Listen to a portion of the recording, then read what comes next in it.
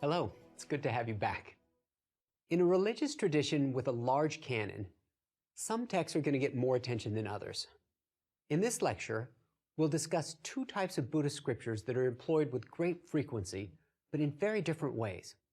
The first type of text is the Pratimoksha. Those are the rules of the order, and those are in the Vinaya basket. The Pratimoksha is used nearly exclusively by monks and nuns. The second type of text, Jataka, or birth stories, have been beloved by ordinary believers for centuries, and they constitute a subsection within the sutra basket. But first, a little background about Buddhism. One of the interesting things about Buddhism is that in the early centuries, it was not a religion based on its founder.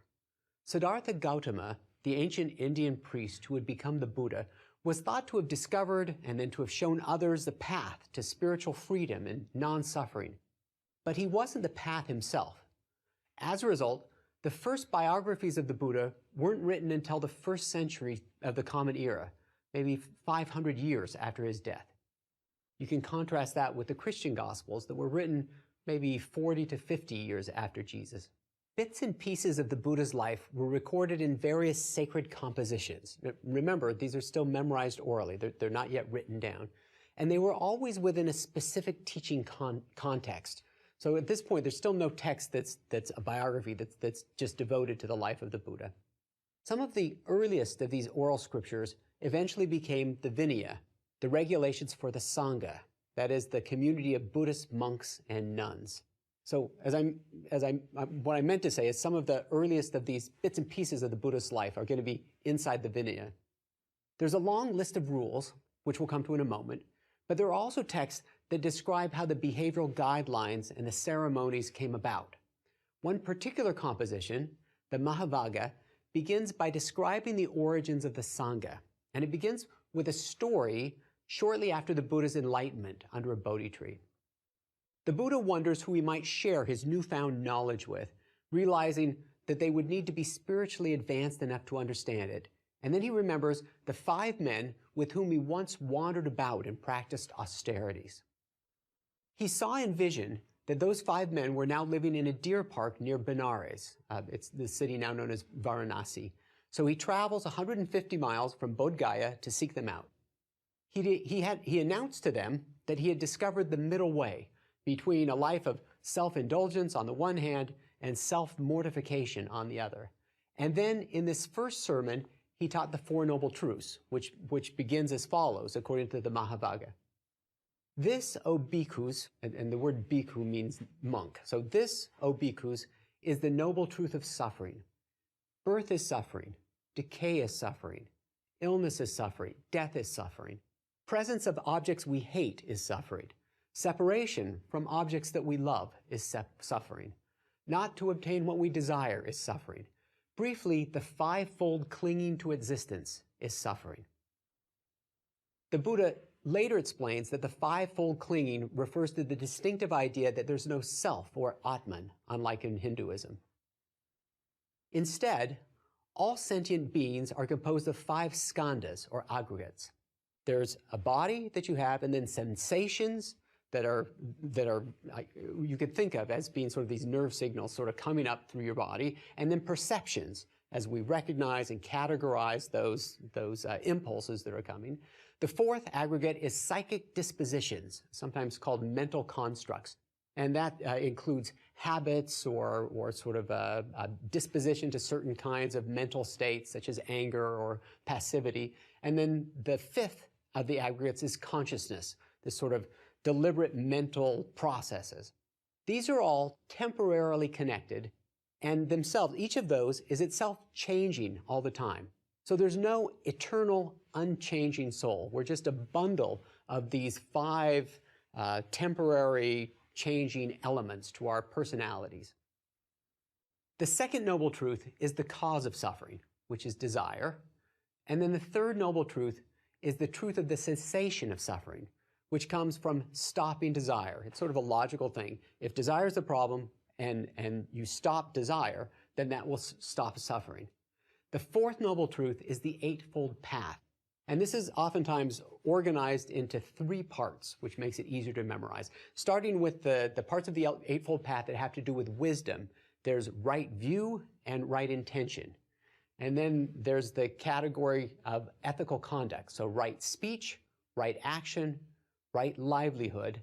And then finally, in the category of meditation is right effort, right mindfulness, and right concentration.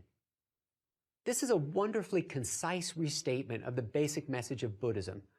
But the point of this particular text, the Mahāvagga, is not just doctrine, it's about the origin of the community of monks, which is as essential to Buddhism as any specific beliefs. The Mahāvagga goes on to report that each of the 5 ascetics became enlightened or awakened upon hearing the words of the Buddha and was immediately ordained by him. From then on, monks ordained by the Buddha in turn ordained other monks, and then they ordained other monks in an unbroken succession that has continued for over 1,500 years. Okay, now remember, this story about the Buddha teaching those 5 ascetics and teaching them the 4 noble truths, that comes from the Vinaya, which is all about monks and nuns. The word Vinaya itself means that by which one is led out.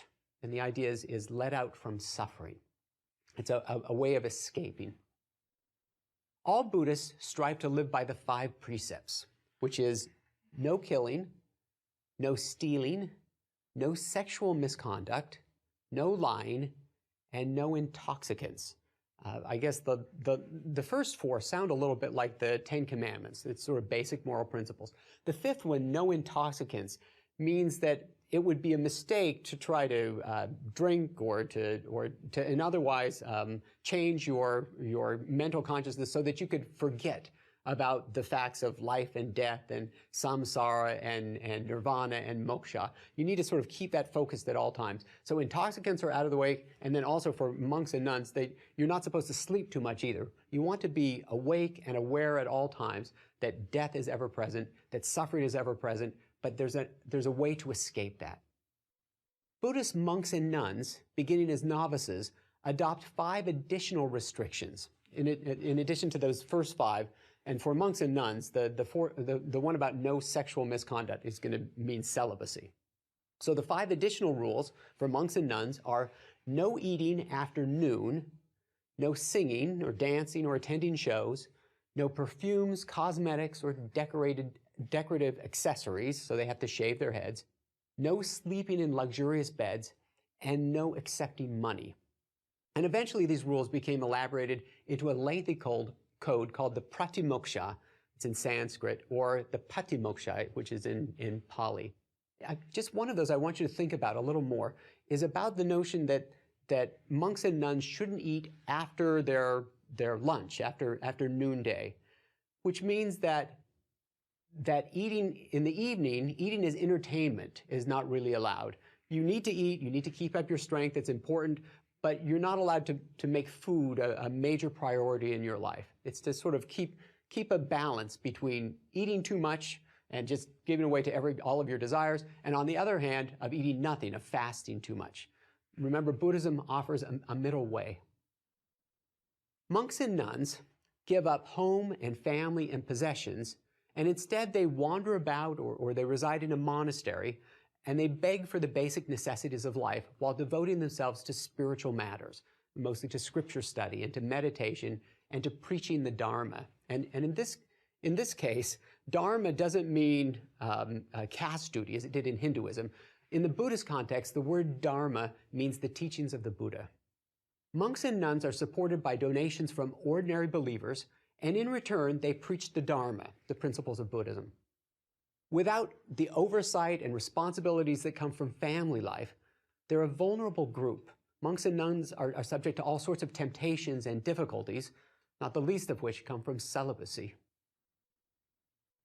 The Buddha, recognizing their special needs, mandated that twice a month, at the full moon and new moon days, monks would gather together to recite the Pratimoksha, which is a list of rules regulating their behavior. The idea is that this is a time to confess any sins or mistakes, so if the monks remain silent, then that's taken as a sign of their continuing purity. You want to confess before you go into the Pratimoksha ceremony. Nuns also gather twice a month to recite their pratimoksha, but they do so separately from monks. There are 8 sections to the pratimoksha, and at the end of each, the monks recite the words of the Buddha. In respect to these rules, I ask the Venerable Ones, are you pure in this matter? A second time, I ask the Venerable Ones, are you pure in this matter? A third time, I ask the Venerable Ones, are you pure in this matter? The Venerable Ones are pure herein, therefore do they keep silence. The Venerable Ones are the monks, right?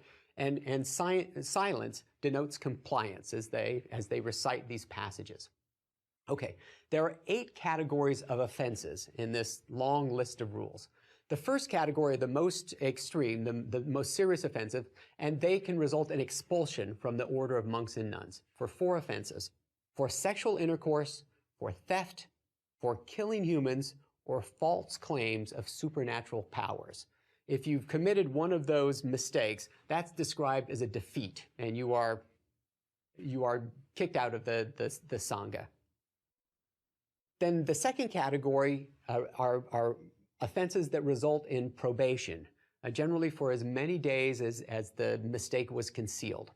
There are 13 offenses: sexual transgressions other than intercourse, building dwellings that are too large or require clearing away trees, false accusations, schisms, refusing to accept discipline, and corrupting families. And then there's a category that will result in variable punishment. There are 2 rules there prohibiting sitting alone with a woman in a secluded place. And then there are 30 offenses that can result in forfeiture. So they're going to take something away. And these are rules regarding robes, alms bowls, rugs, medicines, or the use of money, some kind of contraband goods that monks have been using. The next category are 92 offenses of relatively minor transgressions, and you deal with these by confessing your mistake and promising not to do it anymore. And these offenses include things like digging in the ground, so monks are not allowed to farm at all, sleeping in the same house as a woman, verbal abuse, lying, striking someone, drinking alcohol, interactions with nuns, horsing around in water, tickling anyone, scaring another monk, hiding another monk's robe or bowl as a joke, eating after noon, sleeping in a luxurious bed, attending entertainments, going out to watch an army, and pretending not to know what the rules are. You can imagine that the circumstances that might have given rise to those various rules. I'm thinking especially about scaring a monk or hiding his begging bowl or horsing around in water.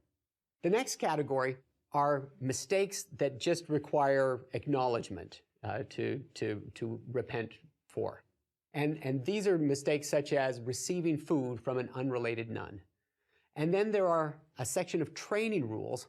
These are 75 guidelines for manners and calm deportment.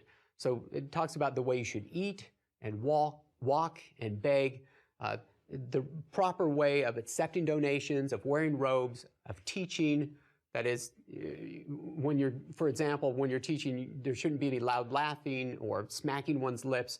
Don't spit into water. Don't teach anyone who has a weapon in their hand.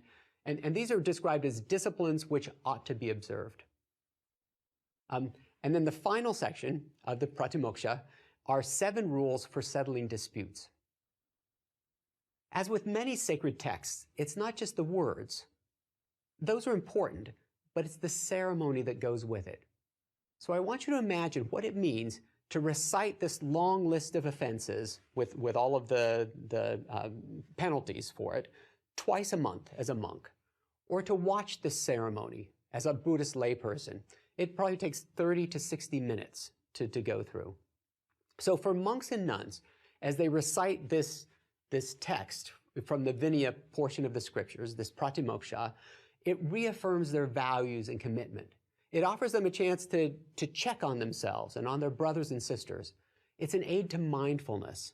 To go through all of these regulations in order is to come up against boundaries. There's a greater awareness of the 3 poisons, which are described as greed and hatred and delusion. And remember that this list of rules to keep has to be memorized, so it becomes interiorized. It becomes part of you. It preserves the harmony of the Sangha, and it provides for some measure of quality control. with regard to people. Remember that Buddhism invites recruits from all social classes, and you want to make sure that those people are not coming into the Sangha under false pretenses, but they're actually keeping the rules and regulations. Reciting the Pratimoksha allows for spiritual progress. There's safety and respectability in keeping these rules. And respectability is important because remember that monks and nuns are dependent on the generosity of laypersons as they beg for food and for clothing. So lay people are going to be more willing to help you out if they're sure that you're actually taking this seriously, if you know the rules and you are abiding by them. For laypersons who might watch the monks and nuns recite this text, the Pratimoksha, it assures them that the monks are worthy of donations, that they're self-disciplined and trustworthy in every way, that they're following the tradition. The Pratimoksha requires regular contact between the Sangha and the laity, but the interactions are carefully regulated, right? There are rules about where you can stay and who you can take food from and such. The Sangha is dependent on the lay community for their means of livelihood, and then the lay community is also dependent on the Sangha for teaching about Buddhism, for teaching the Dharma. And then for outsiders, as people who are not Buddhists, perhaps as for scholars or those who are interested in Buddhism, it's remarkable how successful this ceremony, this process of self-regulation has been. The Buddhist Sangha is a self-perpetuating social organization. The Sangha has no leader. The seniority comes by date of ordination, and then there's due process in how things are done. It's also striking how practical these rules are. They don't seem to be arbitrary. There don't seem to be the kinds of taboos that are found in other religious traditions that seem to have come out of nowhere, that are kind of hard to explain. The rules for monks and nuns pretty much make sense. There's no notion that these regulations were revealed from on high. Rather, they were developed over the course of the Buddha's lifetime as various situations came up, and then he gave answers to questions or decisions on situations that were confusing to the monks. Some of the other texts in the Vinaya had the stories behind all of these rules. Once there was a monk who shortly after ordination indulged in some bad habits, and when he was confronted about this by his fellow monks, he protested to the Buddha that he'd never asked to be ordained. The ceremony had been done at someone else's initiative. The Buddha said that from now on, only people who request ordination themselves can join the Sangha. So that's the kind of rule that will make it into the Pratimoksha. Similar irregularities led the Buddha to decree that ordinations have to be done by 10 or more monks acting together. When a number of first-year monks ordained someone, the Buddha said, no, it has to be 10 monks who have been serving for at least 10 years. And then when some foolish, ignorant, long-term monks ordained someone unwisely, the Buddha said in that situation, no, the ordinations have to be done by at least 10 monks of 10 years standing who are competent and experienced, and so on. So you can see how these rules come out of ordinary situations. Before we move on, let's talk for a minute about nuns. There are 3 versions of the Vinaya in use today, one for each of the major Buddhist traditions, and the Pratimoksha in each is slightly different. In the Theravada version of the Pratimoksha, so this is the tradition that's in Southeast Asia, there are 227 rules for monks and 311 for nuns. Mahayana Buddhists in East Asia, so in China, Korea, Vietnam, and Taiwan, tend to follow the Dharma-Guptaka version of the Pratimoksha, and that has 250 rules for monks, 348 for nuns. And in Tibet and Mongolia, where Vajrayana Buddhism is predominant, monks and nuns live by the Mulasarvastivada Vinaya. That has 258 rules for monks, 366 for nuns. By the way, schisms in Buddhism tend to occur over the rules rather than because of doctrinal differences. We'll see in a later lecture that sometimes monks in the same monastery, some monks will like Mahayana Sutras and others will like Theravada Sutras. They can still live together and work together, beg together, but it's as long as they keep the same version of the Pratimoksha, as long as they're keeping the same rule. When they disagree about the rules, that's when there are splits in the Buddhist community. In all 3 versions of the Vinaya, though, you may have noticed that there are more rules for nuns. The Buddha was originally reluctant to allow women to leave their homes and families and to join the Sangha, and he was persuaded only by the entreaties of his foster mother, Mahapajapati, and his favorite disciple, Ananda, but only on the condition that nuns accept 8 rules that subordinated them to monks. So the Buddha said, okay, we can have nuns who are living independently of families, but they have to keep a few more rules, and in particular, 8 rules. These 8 rules include that nuns with decades of experience would have to defer to monks who were ordained only a few days ago. And while monks can reprove nuns, nuns can't correct or reprove monks. Mahapajapati accepted these constraints and was ordained along with 500 other devout women, and this story is in the Vinaya. There was never any doubt that women could progress spiritually just as men and even achieve full enlightenment. But the Buddha seems to have worried about the vulnerability and the respectability of females living independently at a time when it was thought that women always needed male protection and guidance. He was also concerned that the common people might be suspicious of a celibate monastic community that included both men and women. Nevertheless, he granted nuns the right to recite the Pratimoksha apart from monks, to confess their wrongdoings to other nuns rather than to monks. The rules of monks and nuns are similar, but as we've seen, it was thought that nuns needed a few extra. The order of nuns continues to strive to thrive in Mahayana countries of East Asia. Nuns were never really established in Tibet, but in Southeast Asia, there were nuns in the Theravada tradition, but that order of nuns died out in the 11th to the 13th centuries. Okay, the requirement for ordaining nuns was they needed 10 duly ordained nuns to take part in the ordination, in addition to 10 monks. There are devout celibate women in Theravada Buddhism who leave their families, they shave their heads, they live by the 10 basic precepts, but they aren't full nuns. There's been a move by some to try to reinstate official nuns within the Theravada tradition, but that would require finding Mahayana nuns who are worthy by Theravada standards in order to witness and take part in the ordination. In the last couple of decades, there have been several controversial ordinations of nuns, with objections coming not only from conservative monks, but also some resistance from women who believe that becoming full nuns would then be more restrictive than what Theravada monastic women now enjoy, precisely because of those many rules that official nuns would have to keep. In most religions, it's a challenge to adapt the requirements of ancient sacred texts to the modern world, with our contemporary styles of dress and our ideas of medicine and transportation and economics and education and gender relations. The questions are compounded in Buddhism because, unlike Christianity, where celibate priests and nuns are not part of every branch of the faith, I mean, it's in Catholicism, but not in Protestantism. By contrast, in Buddhism, the Sangha is at the core of the tradition. All Buddhists take refuge in the 3 treasures, the Buddha, the Dharma, and the Sangha. And these rules for monks and nuns have been pretty successful. I mean, because of them, the Buddhist Sangha is probably the longest running continuous social organization in the history of the world. Buddhist monks and nuns today can trace their ordination patterns back to the Buddha himself, living in the 5th century BCE. We can now turn to a portion of the Buddhist Tripitaka that was used by monks and nuns for teaching purposes and has been long beloved by ordinary Buddhists. So remember, the Pratimoksha is mostly just for monks and nuns, for themselves, sometimes witnessed by outsiders. But now we're going to talk about Jataka stories, which appear in the little text subsection of the Sutra basket. And Buddhists, all sorts of Buddhists, know these stories, have grown up with these stories, and love them.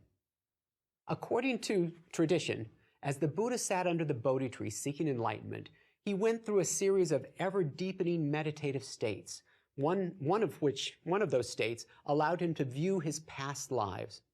And in his post-enlightenment preaching, the Buddha sometimes drew on those recovered memories to make moral points. When he was talking about something that happened once when he was a king, or when he was a commoner, or even one of his past lives when he was an animal. In the Theravada canon, there are 547 Jataka stories in poetic form. Here's an example of one of those. Once there was a layperson who had a garlic field, and he allowed the nuns to gather garlic when they needed. When a festival was coming up, one nun, named Nanda, went to the field and took much more garlic than was reasonable. And that upset the farmer. He thought that he was being generous, and then this nun, Nanda, had taken advantage of his generosity.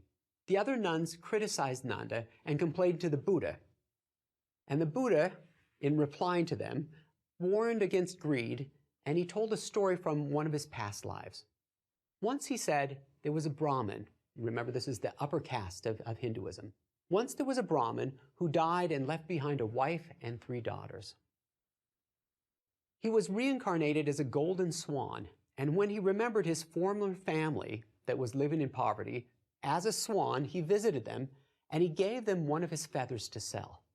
Every so often, he would show up and donate another feather of gold, and eventually they became quite prosperous. But his former wife, who was impatient and greedy, worried that the golden swan might stop coming. So on his next visit, she grabbed him and she plucked out all of his feathers. The golden feathers taken by force, however, turned into ordinary feathers, and the swan, unable to fly, was thrown into a barrel. The daughters nursed him back to health, and he regrew feathers, but his new feathers were just ordinary feathers, and once he could fly away, he did, and he never returned. The Buddha then explained that the wife's greed had cost her supply of golden feathers, just as Nanda's greed had cost the nuns their supply of garlic. In fact, he continued, in a previous existence, Nanda was that greedy wife, and the other nuns were the daughters, and he himself, the Buddha himself, had been the Brahmin who was reborn as the golden swan. Does this story sound a little bit familiar? Perhaps you've heard the story of the goose that laid the golden eggs, only to have the farmer and his wife, supposing that there was a great amount of gold inside this goose, cut open the bird, only to find ordinary goose innards, and thus they lost the future golden eggs that they could have had. This is a tale from the ancient Greek writer Aesop, and the 2 stories are similar enough that some scholars have supposed that this story made its way from India to Greece, along with several other Jataka tales.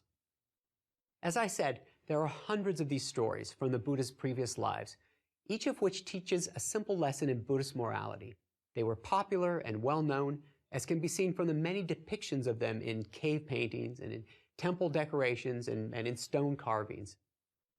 These pictorial representations of Jataka tales played the same function for illiterate Buddhist peasants as the images of Bible stories in the stained glass windows in European cathedrals. So that people who couldn't read the scriptures themselves could go and see these tales. They could hear the stories read to them or recited to them by priests in the case of Christian cathedrals or Buddhist monks, and then they could be reminded of these stories, and when they'd go in the building or they'd see these images in the temple, they'd be reminded of these moral principles. Even today, there are Jataka picture books and animated cartoons for children. There are lots and lots of stories. There's a story of a woodpecker who risked his life to help a lion with a bone stuck in his throat. There's a story of an elephant who threw himself off a cliff so that he could feed a group of people who were starving. He sort of committed suicide and then gave them his body to eat. There's a story of a monkey king who stretched out his body like a bridge so that his fellow monkeys, who were under attack from humans, could scramble across him to safety. And there's a story of a rabbit who taught his friends, the otter, the jackal, and the monkey, the importance of sharing their food with human travelers, which they did. But then when the rabbit realized that his own food, a bitter grass, wasn't of any use to people, he jumped into a fire to roast his own flesh for them to eat, to share what he had.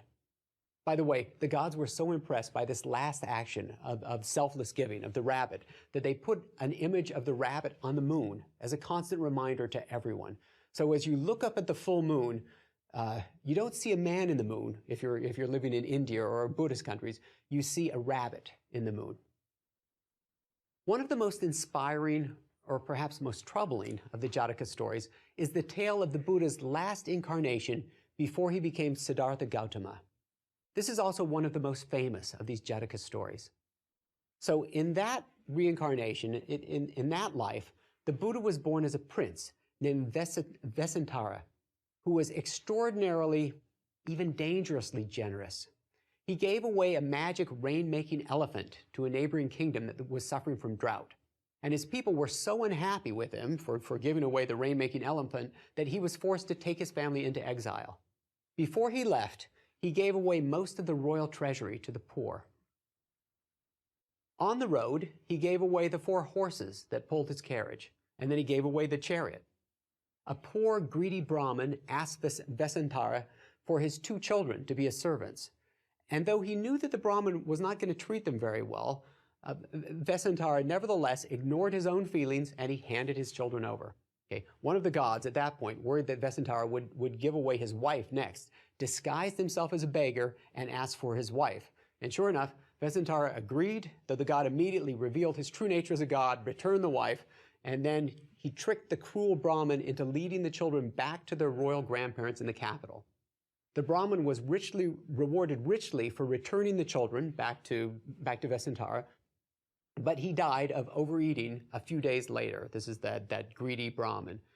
Then at last, Vesantara was welcomed home to the capital, reunited with his family, and crowned as king. It's an example of justice, of how extraordinary selflessness catches the attention of the gods and brings good results, even if at first they seem unlikely, while greed inevitably leads to ruin, like the bad Brahmin who took the children, gets rewarded with the food, and then eats so much that he dies shortly thereafter. In Theravada Buddhism, these Jataka stories were used to teach children morality, to provide memorable ideals of virtue. In Mahayana Buddhism, the extreme cases of selfless generosity represent the Bodhisattva ideal. In the next 2 lectures, we'll examine some of the characteristic sutras from both the Theravada and Mahayana traditions.